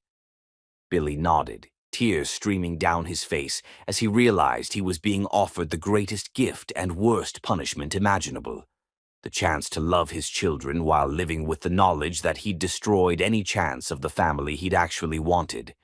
"I'll take it," he whispered. "Whatever you're willing to give me, I'll take it, and I'll be grateful for it every day of my life." Elizabeth closed her eyes, feeling Sophia's tiny heartbeat against her chest, and knowing that this moment was both an ending and a beginning. The family she dreamed of was gone forever, but the family she was building, fierce and protective and unbreakable, was going to be extraordinary. "Then be here," she said simply. "Be present, be consistent, be the father they deserve. But don't expect forgiveness and don't expect second chances. Some mistakes are too big for those." Outside the NICU windows, Portland stretched gray and endless under winter clouds. But inside, three tiny miracles continued their fight toward home, watched over by parents who loved them enough to build something new from the ashes of something that couldn't be saved. Chapter 8. The Real Work Begins. 3 months after the triplets were born, Elizabeth stood in the nursery of her Magnolia Bay cottage, watching Sophia Grace sleep in her crib while Oliver James and Luna Rose dozed in their swings nearby. The room was painted soft yellow with hand-stenciled butterflies on the walls, a project she'd completed during those terrifying weeks when the babies were still in the NICU and she'd needed something productive to channel her worry. The babies were thriving now, having spent 7 weeks in Portland before being cleared to come home. Sophia was already showing signs of being the trio's leader. Oliver was the charmer who smiled at everyone, and Luna was the observer who took in everything with serious dark eyes that seemed far too wise for someone who'd only been breathing outside the womb for 12 weeks. Elizabeth heard a car in the driveway and sighed, knowing without looking that Billy had arrived for his scheduled visit. Since the babies had come home, he'd been driving down from Seattle every Wednesday and Saturday, a 3-hour round trip that he made religiously, regardless of weather or work obligations. He followed her rules exactly: called before coming, stayed only as long as she allowed, and never pushed for more than she was willing to give. But today felt different. Elizabeth had seen it in his text message that morning. "Elizabeth, I have something important to discuss. Can we talk after I visit with the babies?" She opened the front door before he could knock, not wanting the sound to wake the children. Billy stood on her porch holding the familiar diaper bag he'd learned to pack with military precision, but his usual composure was absent. He looked exhausted, his expensive suit wrinkled, his normally perfect hair unkempt. "They just went down for their nap," Elizabeth said quietly, stepping aside to let him in. "You have about an hour before they wake up, demanding to be fed again." Billy nodded, setting down the diaper bag and moving toward the living room, where 3 baby swings held his sleeping children. Elizabeth watched him stop beside each one, his face softening with the wonder that still overcame him every time he saw them. Whatever else Billy was, he'd become a devoted father during these past months, patient with feedings, gentle during diaper changes, and surprisingly natural at soothing fussy babies. "They're getting so big," he whispered, careful not to wake them. "Sophia's already outgrown that yellow sleeper." "She's the appetite of the group," Elizabeth replied, settling into the rocking chair she'd bought second-hand and painted white. "Dr. Chen says she's in the 95th percentile for weight gain." Billy's jaw tightened slightly at the mention of doctor. Marcus Chen, the pediatrician who'd become much more than just the baby's doctor over the past few months. Marcus brought groceries when Elizabeth was too tired to shop, fixed her leaky kitchen faucet, and had started staying for dinner on Sunday nights with the easy familiarity of someone who belonged. "Elizabeth," Billy said, sitting heavily on the couch across from her, "I need to tell you something important." She waited, studying his face and recognizing the look of someone about to deliver life-changing news. Over the past month, she'd learned to read Billy's expressions, the difference between his work stress and personal anguish, between his attempts to impress her and his genuine vulnerability. "I've made some decisions," Billy continued, his hands clasped tightly, "about my life, about my finances, about what I want our children to remember about their father." Billy reached into his jacket pocket and pulled out a legal document. "I've established a trust fund for the triplets using the money I made from selling my personal investments, the ones I liquidated for those failed grand gestures. But more importantly, I've taken a job here in Magnolia Bay, construction work with Jake Morrison's crew." Elizabeth blinked in surprise. "You're moving here?" Elizabeth's stomach clenched. "What kind of decisions?" Billy reached into his jacket pocket and pulled out two small velvet boxes that Elizabeth recognized with a jolt of memory. Their wedding rings, the simple platinum bands they'd chosen together when they believed in forever. "I wanted to return these to you," Billy said, his voice steady despite the pain in his eyes, "and to ask you to marry me again, to give us another chance to be the family we were meant to be." Elizabeth stared at the ring boxes, feeling a familiar ache in her chest. For just a moment, she remembered the man who'd proposed to her on a beach in Mendocino, who'd promised to love her through anything, who'd made her believe that some love stories really could last forever. Then reality crashed back in, bringing with it the memory of divorce papers signed in secret, and 7 months of silence when she'd needed him most. "Billy," she said gently, "you know I can't do that. I know I hurt you. I know I broke your trust and destroyed what we had. But Elizabeth, I've changed. I've been in therapy. I've cut ties with my mother's business interests. I've been—" "Stop." Elizabeth's voice was quiet but final. "Just stop." She stood up and walked to the window overlooking the garden she'd been slowly restoring, her back to Billy and the ring boxes that represented a past she couldn't return to no matter how much part of her might want to. "You want to go back, Billy, but I can only move forward. You taught me that promises mean nothing when the first real test comes. I won't risk our children's security for pretty words and expensive jewelry again." Billy's face crumpled, the last of his hope finally dying. "Elizabeth, please, I love you. I love them. More than my own life." "I know you do," Elizabeth said, turning to face him. "And that's what makes this so tragic. You loved us then too, but it wasn't enough to make you fight for us when it mattered. Love without courage is just sentiment, Billy. Our children deserve better than sentiment." She gestured toward the sleeping babies, her voice growing stronger with each word. "They deserve to see that real love fights for what matters, that real families don't abandon each other when things get difficult, that real partners stand together against the world instead of sacrificing each other to it."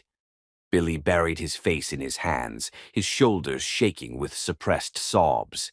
Elizabeth watched him fall apart and felt her heart break all over again. Not for the marriage they'd lost, but for the man he could have been if he'd chosen courage over comfort. "What do you want from me?" Billy whispered through his fingers. "How do I live with this? How do I wake up every day knowing I destroyed the only thing that ever really mattered?" Elizabeth was quiet for a long moment, listening to the soft sounds of their children breathing and thinking about the question that would define the rest of all their lives. "You live with it by becoming the man they need you to be," she finally said. "You take this pain and you let it transform you into someone who fights instead of runs, someone who protects instead of sacrifices. You be the father who shows them what integrity looks like, what consistency means, what it costs to do the right thing even when it's hard." Billy looked up at her, tears streaming down his face. "And you? What about us?" "There is no us anymore, Billy.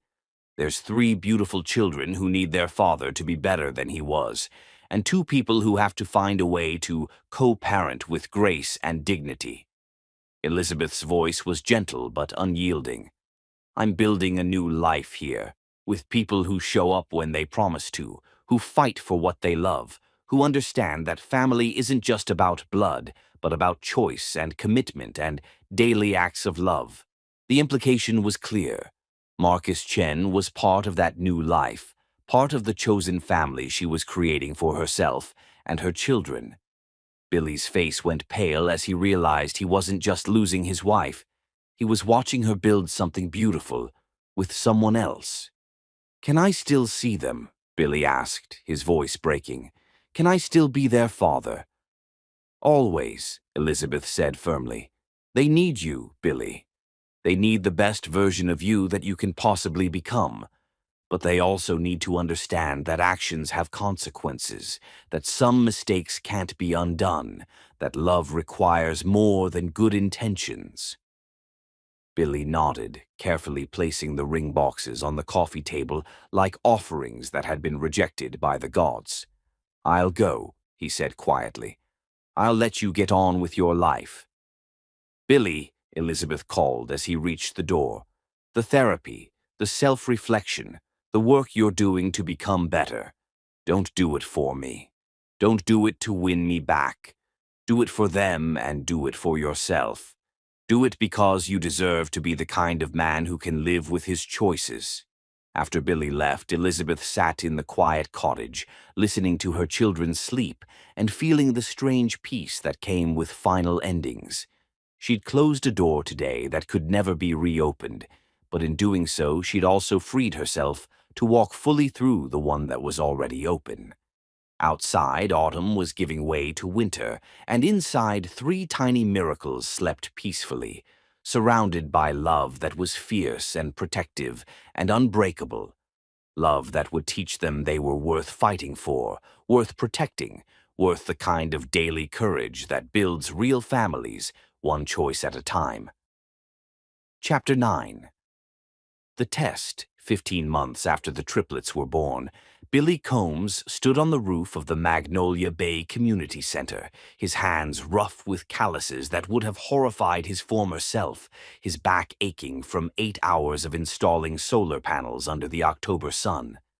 The work was honest and hard and exactly what he needed. A reminder that some things in life had to be built from the ground up, with patience and persistence and no shortcuts. "Looking good up there, Combs," called Jake Morrison from the ground below. "You might actually make a decent contractor if you keep this up." Billy grinned, wiping sweat from his forehead with the back of his work glove. A year ago, Jake's casual acceptance would have seemed impossible. A blue-collar foreman treating the former CEO of a billion-dollar company like just another worker. But Billy had earned his place on Jake's crew through 12 months of showing up early, staying late, and learning skills his manicured hands had never imagined they could master. He climbed down the ladder as the workday ended, his movements efficient and confident in a way that had nothing to do with boardrooms or trust funds. Physical labor had changed him, not just his body, though his formerly soft physique was now lean and strong, but something deeper. Working with his hands had taught him the value of things that couldn't be bought, only built. "Same time tomorrow?" Jake asked, packing up his tools with the practiced efficiency of someone who'd been doing this work for 30 years. "Wouldn't miss it," Billy replied, meaning it. The community center project was almost finished, a complete renovation that would give Magnolia Bay's children a place to learn and play and grow. Elizabeth had designed it, Billy was helping build it, and their children would someday use it. The symmetry felt like redemption, even if redemption wasn't exactly what he was seeking anymore. Billy drove his used pickup truck, purchased with money he'd earned rather than inherited, toward the cottage where Elizabeth and the children lived.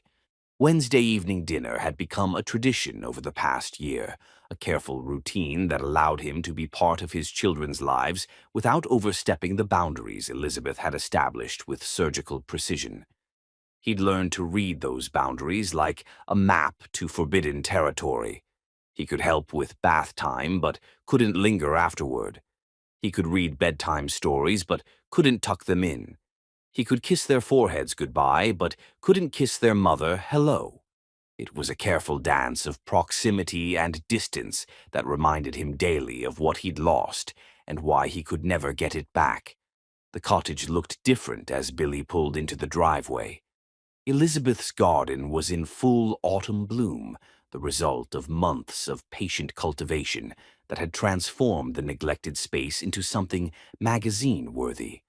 More telling was Dr. Marcus Chen's sensible sedan parked beside Elizabeth's car, a reminder that Billy was visiting his children's home, not his own. Billy knocked softly and waited, listening to sounds of domestic chaos that meant his 18-month-old triplets were awake and energetic. The door opened to reveal Elizabeth looking slightly frazzled but radiantly happy, her hair escaping from a ponytail, flour dusting her apron, and a smile that lit up her entire face before she remembered who she was looking at. "Billy," she said, the smile dimming slightly but not disappearing entirely. "Right on time. They've been asking for Daddy all afternoon." The word "daddy" still sent a jolt through Billy's chest, not because it was unexpected, but because he'd earned it through consistency and presence rather than biology alone. His children knew him, trusted him, reached for him with the easy affection of toddlers, who understood that some people could be counted on to show up. "Elizabeth," he said, stepping inside and immediately being tackled by three small bodies, moving with the determination of tiny linebackers. "Daddy! Daddy!" "Up!" Sophia demanded, her dark curls bouncing as she raised her arms imperiously. She was the leader of the trio, the one who decided what games they'd play, and which parent would be subjected to which adorable manipulation tactics. Billy scooped her up while Oliver tugged on his jeans, and Luna patted his leg with the patient persistence that was her trademark approach to getting attention. For a moment, the cottage filled with the happy chaos of children who felt loved and secure, and Billy allowed himself to imagine that this was his life, that he belonged here in this warm space filled with laughter and the smell of whatever Elizabeth was baking. "Dinner's almost ready," Elizabeth said, disappearing into the kitchen where Billy could hear Marcus's voice explaining something about pediatric development in the easy tone of someone completely comfortable in this domestic space. Billy followed his children toward the kitchen, listening to Sophia's stream of consciousness narrative about her day. "Mama made cookies, but Luna threw one, and Oliver ate dirt, and I helped water flowers," and feeling the familiar ache of being present but not belonging.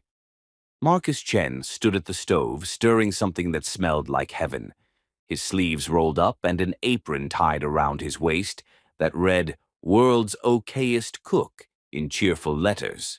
He looked up when Billy entered, offering the warm smile that had probably made him an excellent pediatrician and definitely made him an excellent partner for Elizabeth.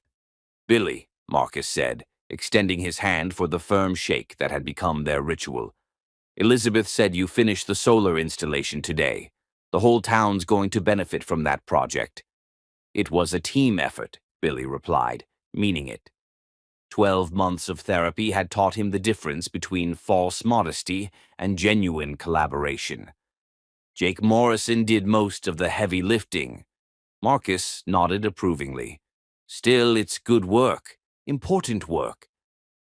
Billy appreciated that Marcus didn't condescend to him, didn't treat him like a former rich boy playing at being useful. Their relationship was cordial but not warm, respectful but not friendly, the careful dynamic of two men who loved the same woman and children but had chosen very different roles in their lives. "Daddy, look."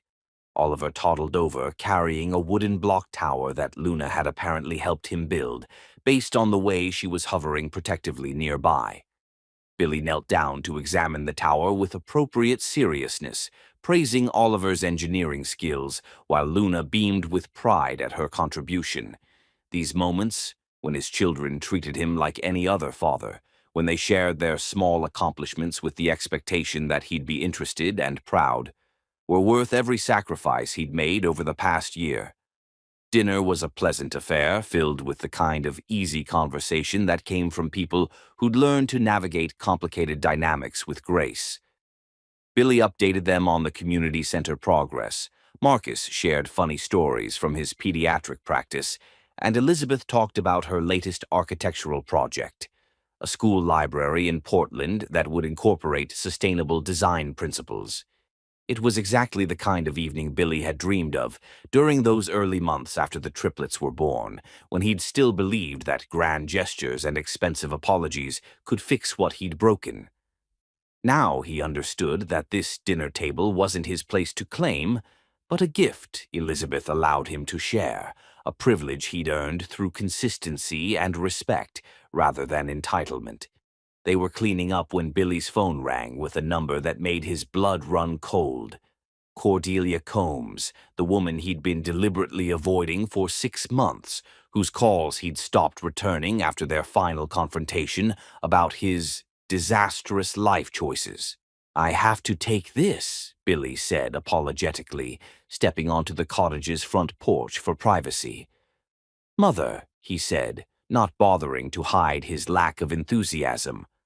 "William." Cordelia's voice was crisp with authority and barely controlled fury. "I'm in Magnolia Bay, and I want to see my grandchildren. Immediately." Billy's heart stopped. "You're what?" "I'm sitting in the parking lot of some dreadful little motel called the Lighthouse Inn, and I have no intention of leaving until I meet the children you've been hiding from me for over a year." "Mother, you can't just—" "I can and I will. Those children are Combs' heirs, whether you've chosen to honor that legacy or not. I've been patient long enough." Billy looked through the cottage window at his children playing contentedly in their living room, at Elizabeth and Marcus working together to load the dishwasher, at the peaceful domestic scene that Cordelia's presence could shatter with her particular brand of toxic manipulation. "No," Billy said quietly. "Excuse me." "I said no, Mother. You don't get to demand access to my children. You don't get to show up uninvited and expect accommodation. And you certainly don't get to disrupt their lives because you've decided it's time to play grandmother." Cordelia's silence was deafening, the kind of pause that usually preceded her most devastating attacks. When she finally spoke, her voice carried the chill of Arctic wind. "I see your year of playing construction worker has addled what little sense you had left. Very well, William. If you won't bring the children to me, I'll simply have to introduce myself. I'm sure their mother will be reasonable once she understands the benefits of maintaining family connections." The line went dead, leaving Billy staring at his phone and realizing that his biggest test as a father was about to begin. Chapter 10. 3 Little Miracles. The confrontation happened at the worst possible time and in the best possible place. Elizabeth was loading Sophia, Oliver, and Luna into their car seats outside Dr. Chen's pediatric office after their 18-month checkup when she noticed the black sedan that had been parked across the street for the past hour. The driver sat motionless behind tinted windows, and something about the vehicle's expensive lines made Elizabeth's instincts prickle with unease. "Mama, why sad?" Sophia asked, picking up on her mother's tension with the uncanny awareness that toddlers possessed. "Not sad, sweetheart. Just careful." Elizabeth finished buckling Luna's harness and was reaching for her keys when she heard heels clicking on pavement behind her. "So these are my grandchildren." Elizabeth turned slowly, knowing before she looked that Cordelia Combs stood behind her. Billy's mother was perfectly composed as always, her silver hair immaculate despite traveling from Seattle, her designer coat likely worth more than most people's monthly salary. But what struck Elizabeth wasn't Cordelia's obvious wealth or calculated intimidation. It was the desperate hunger in her eyes as she stared at the 3 children she'd never been allowed to meet. "Mrs. Combs," Elizabeth said carefully, positioning herself between Cordelia and the car, where her children sat chattering to each other in their mix of real words and toddler gibberish. This is unexpected. I've been watching, Cordelia said, her voice carrying the kind of authority that expected immediate compliance. For weeks now, learning their schedules, their routines, the people in their lives. Her gaze moved over the children with the intensity of someone cataloging precious assets she'd been denied too long. So, Cordelia said, her voice carrying the kind of authority that expected immediate compliance, these are my grandchildren. Elizabeth felt every protective instinct in her body activate simultaneously. Sophia, Oliver, and Luna looked up at this stranger with the curious wariness that toddlers reserved for people who felt dangerous in ways they couldn't articulate. Sophia, always the leader, moved slightly closer to Oliver, while Luna reached for Elizabeth's hand with the unconscious gesture of a child seeking security. "Mrs. Combs," Elizabeth said carefully, not confirming or denying the relationship, but positioning herself between Cordelia and the stroller. "This is unexpected." "I'm sure it is." Cordelia's gaze moved over the children with the intensity of someone cataloging assets. "They're beautiful. They have the Combs bone structure, though I see they've inherited their mother's coloring." The pause before coloring was deliberate, designed to remind Elizabeth that she'd never been considered worthy of the Combs name. But Elizabeth had spent the past year building a life where her worth wasn't determined by other people's approval, and Cordelia's veiled racism bounced off her like rain on glass. "They're perfect exactly as they are," Elizabeth replied, her voice steady despite the adrenaline coursing through her system. Cordelia stepped closer, and Elizabeth saw the exact moment when the older woman's composure cracked slightly. "I've missed so much," Cordelia whispered, her voice carrying genuine pain beneath the imperial mask. "First steps, first words, first birthdays, my own grandchildren, and I know nothing about them." For just a moment, Elizabeth felt a flicker of sympathy for the woman who'd orchestrated the destruction of her marriage. Cordelia was 70 now, and beneath the expensive clothes and perfect makeup, she looked fragile in a way that spoke of loneliness and regret. But then Sophia looked up at her and asked, "Mama, who is the scary lady?" In the clear voice of a child who'd learned to trust her instincts, and Elizabeth's sympathy evaporated.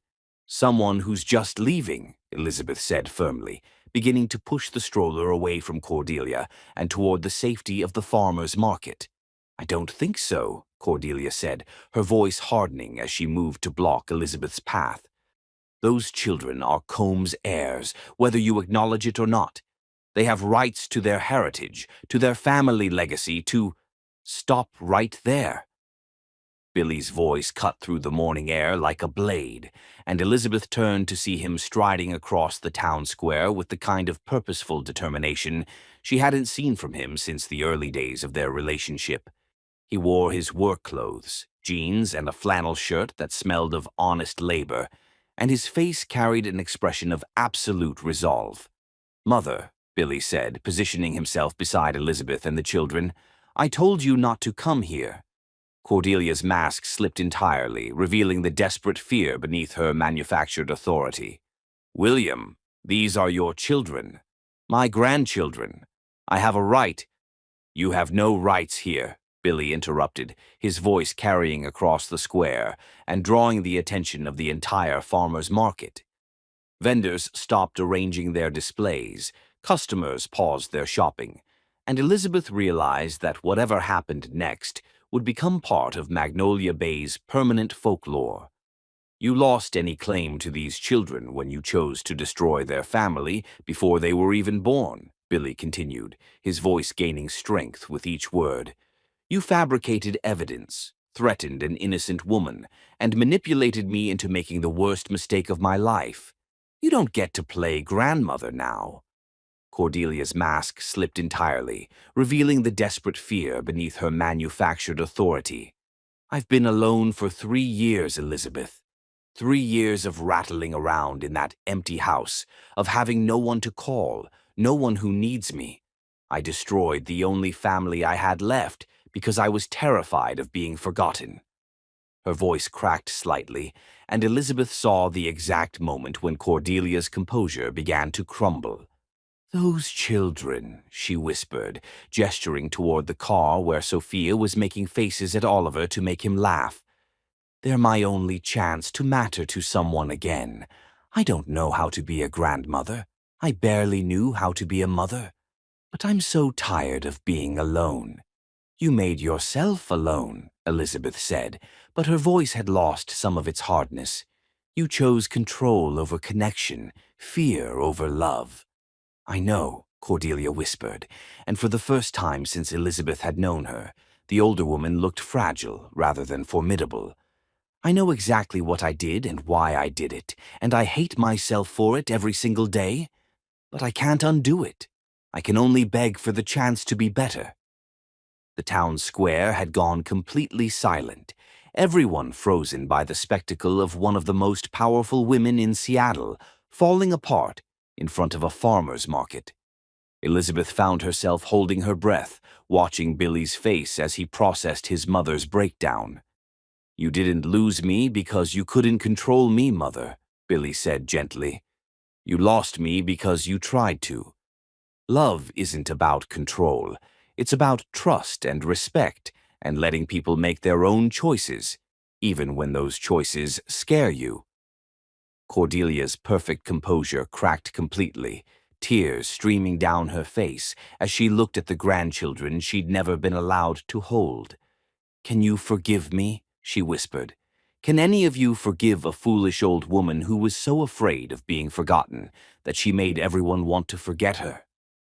Elizabeth looked at Billy, saw the pain and hope warring in his expression, and made a decision that surprised everyone, including herself. "Cordelia," she said quietly, "forgiveness isn't something you ask for. It's something you earn through actions, not words.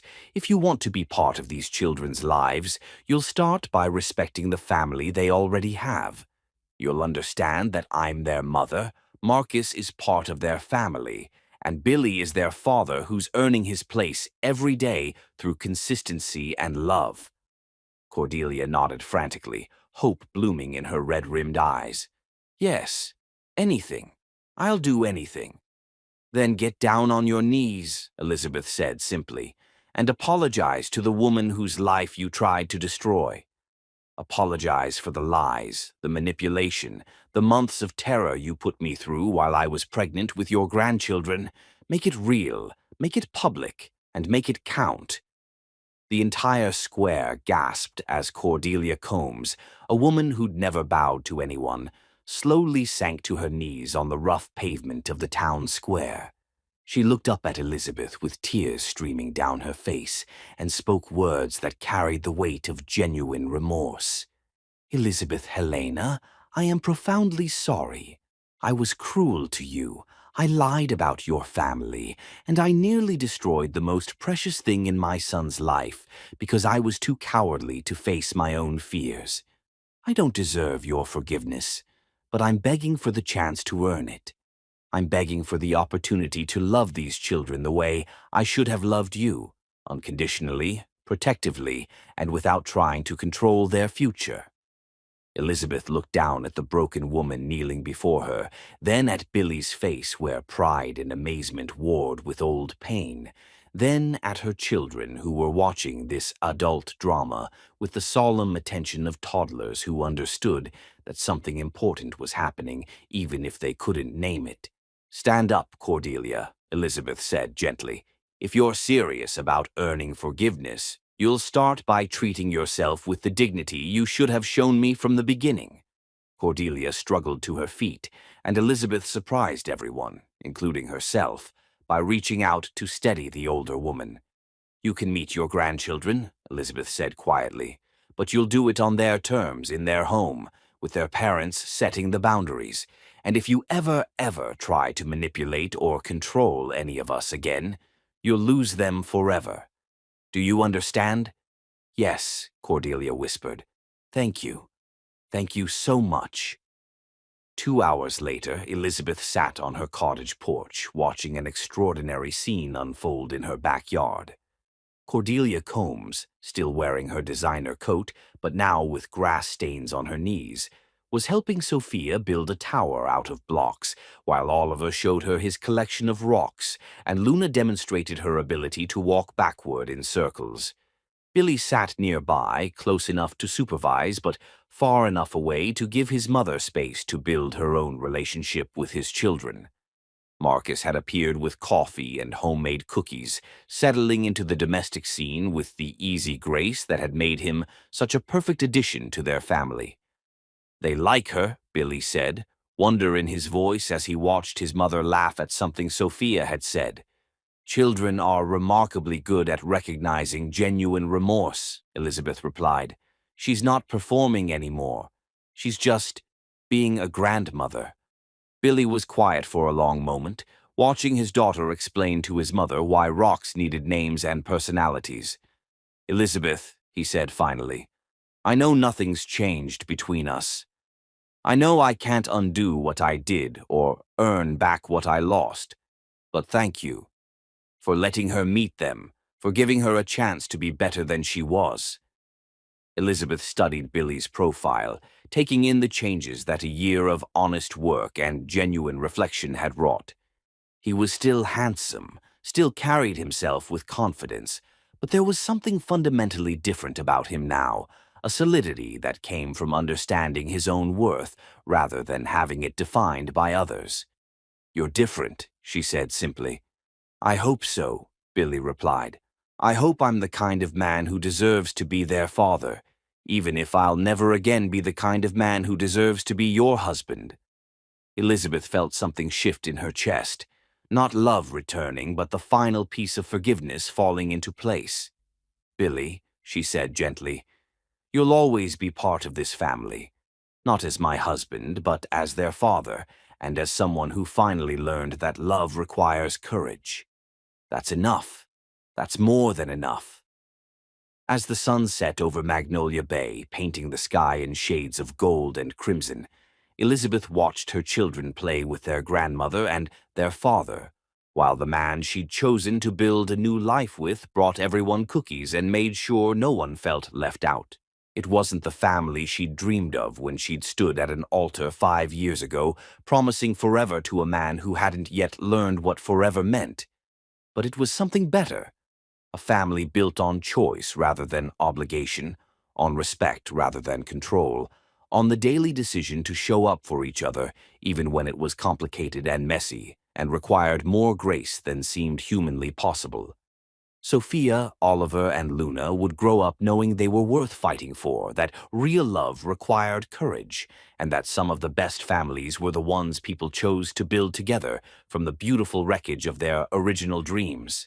And sometimes, Elizabeth thought as she watched Billy help his mother navigate the complex negotiations required to share toys with 3 determined toddlers, the most extraordinary miracles were the ones that taught everyone involved how to love better than they'd ever thought possible.